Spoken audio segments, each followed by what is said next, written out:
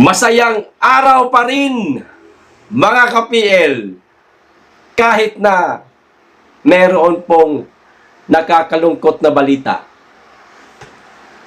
Tila mahirap na pong asahan itong ating mga kapitapitagan at mga ginagalang na men in uniform.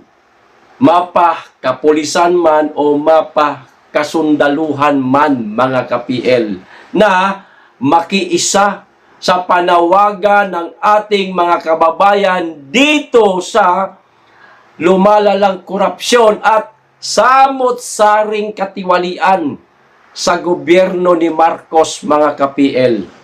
Dahil nagsalita na po ang AFP, mga ka-PL, sa katauhan po ni AFP Sergeant Major Feliciano M.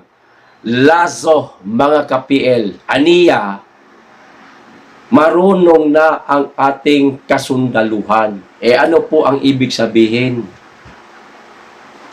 Hindi na di umano sila, mga kababayan, makikisawsaw sa usaping pangpolitika. Lalong-lalo na di umanong hindi na rin sila makikisawsaw o kakampi dito sa mga politikong meron lamang daw na personal na interes, mga kababayan. Tulad po nung sinabi ni Tatay Digong sa kanyang press con, mga kababayan, na nagtatanong lang naman siya. Pero minamasama po ng iilan nating mga kababayan. Yung bang sinabi niya ho na kayong mga kasundaluhan, kailan kayo susuporta sa bangag na Pangulo? Di ba? Parang ganun yung pagkakasabi niya. Tanong lang naman yun eh. Kailan kayo? Di ba? Hanggang kailan kayo? Yan. Pero, yung iba ho, minamasama. Tila naghihikayat daw yun ng kudeta, mga kababayan. Hindi naman ganun yun. Nagtatanong lang naman. Eto ho ang balita, mga kababayan. Panoorin po natin ang video, pero basahin ko po muna itong mula po sa PTV na matinding solid na mainstream medyang kay bangag, mga kababayan. Eto, marunong na ang ating mga kasundaluhan. Ba? Okay. Sinabi ni AFP Sergeant Major FCMS Feliciano M. Lazo na mananatiling tapat, profesional at non-partisan ang sandatahang lakas ng Pilipinas, partikular na ang mga enlisted personnel sa harap ng mga nangyayari sa bansa kamakailan. Kabilang na ang panawagan. Napansinin ninyo, panawagan daw panawagan ni dating Pangulong Rodrigo Duterte sa kanila na maglunsad ng kudeta laban kay Pangulong Ferdinand R. Marcos Jr. Teka, PTV, pasintabi at mawalang galang na po. Hindi ho yun paglulunsad ng kudeta o panawagan na magkudeta ang mga kasundaluhan laban kay Mr. President Marcos. Uulitin ko, nagtatanong lang ang dating Pangulong Duterte kung hanggang kailan sila susuporta sa kasalukuyang Pangulo ng ating bansa. Hindi niya sinabi na mga kasundaluhan, kumilos na kayo, umalis na kayo, mag-withdraw na kayo ng inyong suporta kay Marcos. Walang ganon. Nililinaw ko lang, masyado na kayong dahas o madahas kung magbalita. Tila hindi na tama itong inyong mga sinasabi. Nananawagan daw ang dating Pangulo. Hindi siya nananawagan, nagtatanong lang, PTV. Masyado na kayo Nakakainit kayo ng ulo. Pero dinadaan ko pa rin sa tawa, mga kababayan. Tuloy ko yung basa. Aniya, maraming naging hindi magandang karanasan ang militar sa paggamit sa kanila sa politika na nagdulot ng negatibong epekto sa kanilang mga tungkulin at pamilya. Kung ano man ang dahilan ng kasundaluhan, mga kababayan, sige, igalang po natin. Kung sa administrasyon ni Marcos, buhay na buhay sila, kung nadaragdagan yung kanilang mga benepisyo, nag-umento ang kanilang mga sweldo, siguro, maiisip nila na hindi nila iiwan si Marcos. Pero ang tanong, nadagdagan ba ang sweldo ng mga kasundaluhan? Kamusta ang mga benepisyo? Di bagay, walang ibang presidente na nakapagpataas ng kanilang sweldo na napakalaki, doblado, kundi ang dating Pangulong Rodrigo Duterte lang. Ngayon, minasama pa nila, mga kababayan, ang katanungan ng dating Pangulong Duterte. Hindi naman nananawagan ng kudita yun.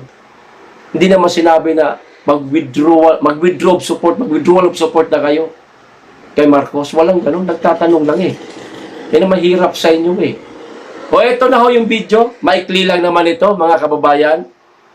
Panoorin po natin. Ito po ang sabi ni Feliciano M. Lasso. Sa tingin ko, wala na. At kung meron man, hindi na marunong ng ating mga kasandaluhan. Marunong ng mga kasandaluhan. Hindi na yan sasama. Hindi na nila maiinganyo para sumama sa kanilang personal na dikay. May mensahe po ba kayo kay Maliwanag, mga kababayan. Hindi na di umano maiinganyo ng sino man ang mga kasundaluhan.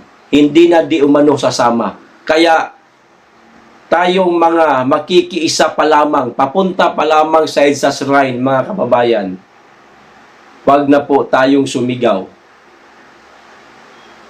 o kumuha ng kaunting tulong mula dito sa mga men in uniform natin. Kundi tayo-tayo na lang, ang sisigaw nito. Sige lang, bilog ang mundo. Nasa taas sila ngayon. Malay natin baka bukas, atin naman, mga kababayan. Maliwanag na po itong sinabi ni Sergeant Major Feliciano Lasso na hindi makakakuha ng suporta ang ating mga kababayan na sumisigaw ng katarungan dahil dito sa mga matinding korupsyon ng kasalukuyang gobyerno ni Marcos. Pero wag lamang po sana kayong magalit, mga ginagalang naming kasundaluhan, kapag nakarinig ho kayo ng hindi magandang sinasabi nitong ating mga kababayan. Baka masabihan ho kayo na tuta ni Marcos. At baka masabihan ho kayo na walang young balls. Karapatan din po ng taong bayan na masabihan ho kayo ng ganyan. Dahil sino ba ang pangunahing magiging kakampi ng taong bayan? Di baga ang mga kasundaluhan, kayo na rin ang may sabi na hindi kayo makikibahagi, o hindi kayo, ito narito, hindi kayo mananatili kayong tapat, professional at non-partisan. Hindi naman po ang dating Pangulong Duterte ang inyong tutulungan, kundi itong ating mga kababayan na nariyan ngayon sa EDSA Shrine na sumisigaw na ihinto na ang lumalalang korupsyon at lahat ng katiwalian. Mamamayan po ito. Hindi po ito mga politiko. Hindi, oo, sabihin na natin mga Duterte supporter yan. Pero hindi yan inutusan ng dating Pangulo na pumunta kayo ng EDSA Shrine, mag-ingay kayo, humingi kayo ng tulong sa mga kasundaluhan at kapulisan. Kusang loob na pumunta ang mga tao na yan sa EDSA Shrine para ipagsigawan na itong gobyerno ni Marcos, di umano marami ng katiwalian. Lumalala na ang korupsyon. Harap-harapan ang pagnanakaw. Yan ang sinisigaw ng ating mga kababayan. Hindi yan utos ng dating Pangulo. Kusang loob sila na pumunta sa EDSA. Para kanino ba kayo? Maliwanag ang sinabi ho ninyo, non-partisan kayo. Mga kababayan natin yan. Walang kapangyarihan yan. Hindi yan mga politiko. Ito dapat ang una niyong tinutulungan. Hindi naman po kudeta ang ibig sabihin niyan. Tulong lang ang hinihingi nila. Tulong lang. Yun lang naman eh. Pero, yung iba, minamasama ang sinabi ng dating Pangulo. Nagtatanong lang naman siya, mga kababayan, mga kaibigan ko na nariyan sa EDSA, tuloy lang po, kapit lang tayo. Dahil, lalo na ngayon, na narinig po natin ang sinabi ng AFP sa katauhan po ni Feliciano Lasso, baka mas dumagsa pa ang tao. Mas makakuha pa ho tayo ng simpatsya. Iba't ibang tribo dito sa Mindanao, mula sa Visayas, lalo pang dumagsa ang tao. Tuloy lang kayo dyan at parating na po ang ating mga kaibigan na handa pong sumuporta sa inyo, tumulong. Okay, so hanggang dito lamang po. Maraming salamat, mag-ingat kayo lagi at higit sa lahat, mahalin po natin ang Pilipinas.